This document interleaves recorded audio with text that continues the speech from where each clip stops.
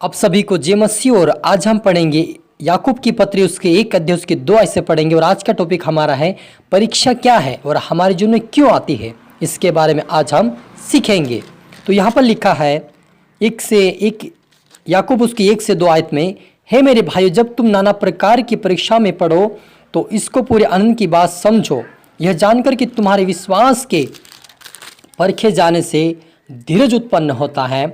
पर धीरज को अपना पूरा काम करने दो कि तुम पूरे और सिद्ध हो जाओ और तुम्हें किसी बात की घटी ना रहे। हालेलुया। प्रार्थना करें।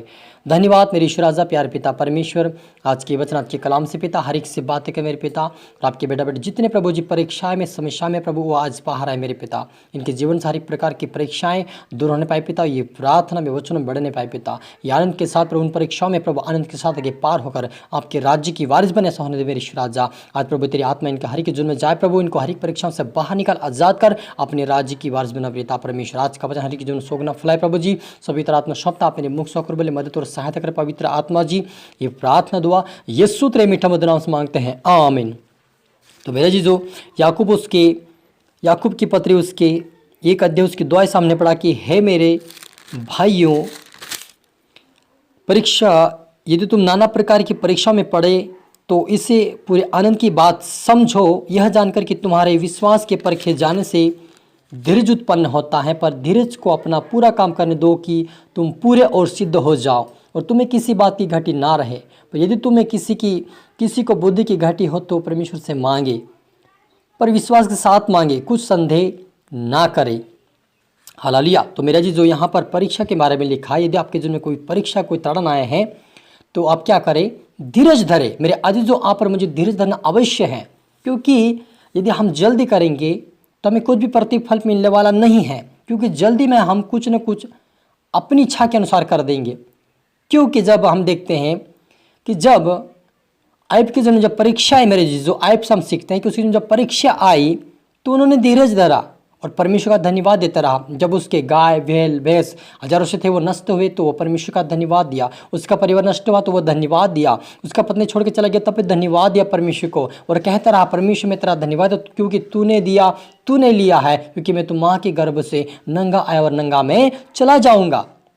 यानी मेरे जो उन्होंने क्या किया, धीरज धरा, प्रार्थना करते रहा। और उसके बाद क्या हुआ कि अब याकूब के ऊपर ऐसी ताड़ना, उसके जीवन में ऐसी परीक्षा आई कि वो उसे सह न सका। हालेलुया। मेरी ताड़ना अलग होती, परीक्षा अलग होती है। तो परीक्षा ऐसे जो उसके जीवन में आई कि वो फुड़ों से तलवे से लाकर चटियों तक उसके सिर तक उसके फड़ों से भर गया उसका शरीर और वे खुजाने लगा। तब भी वो परमेश्वर से उसके विरुद्ध में पाप और गुनाह नहीं किया, कभी भी गलत नहीं बोला, लेकिन वो क्या किया, धीरे धरता रहा, प्रार्थना करते रहा, परमेश्वर की भक्ति आराधना करते रहा।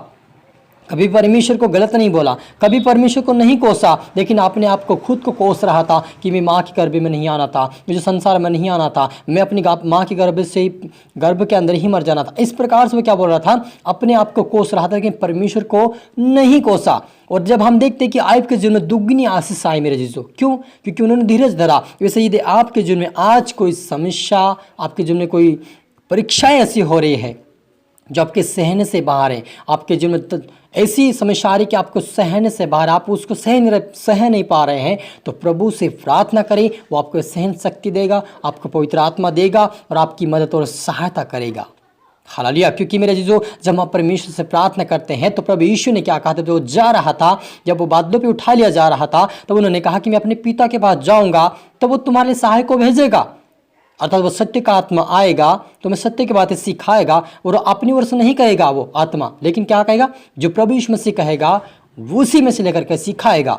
तो मेरे अजीजों, आप और मेरे लिए परमेश्वर अपने दूतों को भेजता क्या हमारी रक्षा करे, हमें उस परीक्षा से बाहर निकाले, उस समस्या से हमें बाहर निकाले। लेकिन आप और मुझे धीरज धरना है। यदि आपके जीवन में कोई लंबी परीक्षा हो रही है, आपके जीवन में कोई लंबी परीक्षा हो रही है, आपके मान के चलो 2 साल 3 साल हो गए हैं, तो आपके लिए कुछ उत्तम परमेश्वर रखा है, आपके लिए कुछ दुगनी आशीष रखा हुआ है। इसलिए आपके जीवन में ये हो रहा है। क्योंकि आयब के जीवन में हमने देखा कि आयब के जीवन में फिर से परमेश्वर ने उसके पत्नी को फिर से घर लौटा दिया, फिर से उसके परिवार, वही परिवार जो 7 बच्चे थे वो वापस हुए, 3 बहनें, और फिर से परमेश्वर ने उसको दुगनी आशीष दिया। क्यों? क्योंकि वह धीरज धरा, प्रार्थना करते रहा, परमेश्वर से दूर नहीं गया।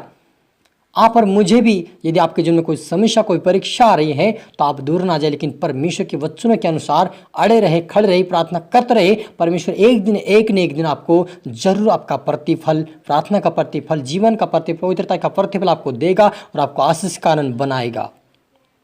क्योंकि जब नीचे पढ़ते हैं याकूब 1:12 में पढ़ते हैं कि धन्य वह मनुष्य जो परीक्षा में स्थिर रहता है, क्योंकि वह खरा निकलकर जीवन का वह मुकुट पाएगा जिसकी प्रतिज्ञा प्रभु ने अपने प्रेम करने वालों से की है। हालेलुया। क्या लिखा मेरे जीजो कि धन्य वह पुरुष जो परीक्षा में स्थिर रहता है। तो मेरे जीजो यदि आपके जीवन में कोई परीक्षाएं आ रही हैं तो आप स्थिर हो जाए। परीक्षा ये होती है मेरे जीजो कि हम गलत नहीं चल रहे हैं। आप समझ पा रहे हैं कि मैं ऐसी परीक्षा होती है, उससे कहते हैं कि जब हम गलत नहीं चल रहे हैं तब परीक्षा आती है। जब हम देखते हैं आयब के जीवन में, आयब ने कोई पाप नहीं किया, कोई गुनाह नहीं किया, कोई गलत नहीं किया, परमेश्वर के वचन के अनुसार चलता रहा वो, इसीलिए उसके चारों ओर क्या था, भाड़ा बांधा हुआ था। इसीलिए शैतान चुगली खाकर उसकी परीक्षा करवाया। उससे परीक्षा कहते हैं जो कि हम सही चल रहे हैं, सही प्रार्थना कर रहे हैं, सही बोल रहे हैं, सही कार्य कर रहे हैं, फिर भी हमारे जीवन में दुख तकलीफ है, तो ये आपके जीवन परीक्षा है मेरे जीजो परमेश्वर की ओर से। ये परीक्षा, इस परीक्षा में यदि आप पास हो जाओगे, धीरज धरोगे और प्रार्थना करते रहोगे, वचन पढ़ते रहोगे, उपासना करते रहोगे, परमेश्वर की आराधना करते रहोगे, धीरज धरोगे, तो उसका प्रतिफल परमेश्वर स्वर्गीय राज्य में वह हमें जीवन का मुकुट देगा मेरे जीजो। अनंत जीवन आप और मुझे देगा, क्योंकि हमने धीरज धरा, उस परीक्षा में पास हो गए मेरे जीजो।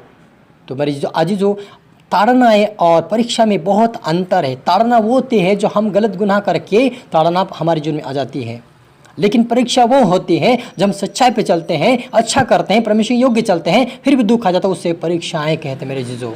हालेलुया। क्योंकि हम देखते हैं